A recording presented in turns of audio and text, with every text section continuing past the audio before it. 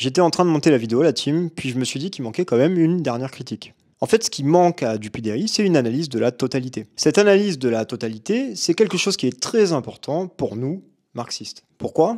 Parce que sinon, on n'arrive pas à donner du sens et à articuler tout un tas de réalités sociales. En fait, dans la tête de certains militants, notamment influencés par l'intersectionnalité, il y a plusieurs systèmes d'oppression qui cohabitent, de manière parallèle et autonome. Je vais le formuler autrement. En gros, dans leur tête, il y a d'un côté le racisme, d'un autre côté le patriarcat, d'un autre côté le capitalisme. Tout ça, ça peut évidemment se recouper, mais il y a un refus chez ces militants de subordonner un système à l'autre. Concrètement, pour ces militants, dire que la totalité à laquelle on fait face, c'est le capitalisme, c'est réducteur.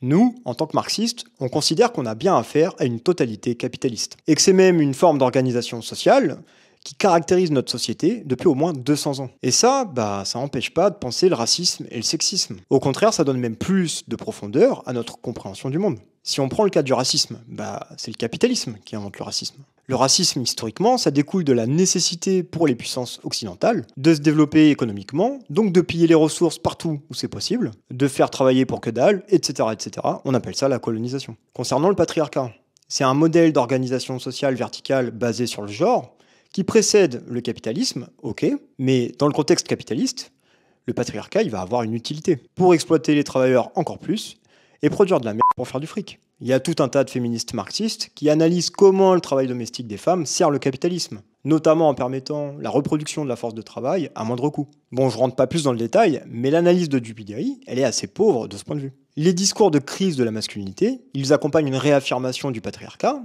Ça, c'est une chose, mais il faudrait peut-être aller un peu plus loin, vous croyez pas ? Est-ce que ça permet pas aussi de renforcer la domination de classe ? Réfléchissez bien, dans un contexte de crise économique. Bon, sachant que le capitalisme produit de manière structurelle des crises, les crises dans le capitalisme, elles sont cycliques. C'est ce qui permet de relancer la machine constamment. Bref, dans un contexte de crise, le fait de réassigner les femmes en bas de l'échelle sociale, en plus de pouvoir jouir d'une forme de domination symbolique, ça permet aussi de gérer la pénurie. Ça permet de justifier le fait de donner moins à toute une partie de la population. Le masculinisme, il peut aussi être au service de ça.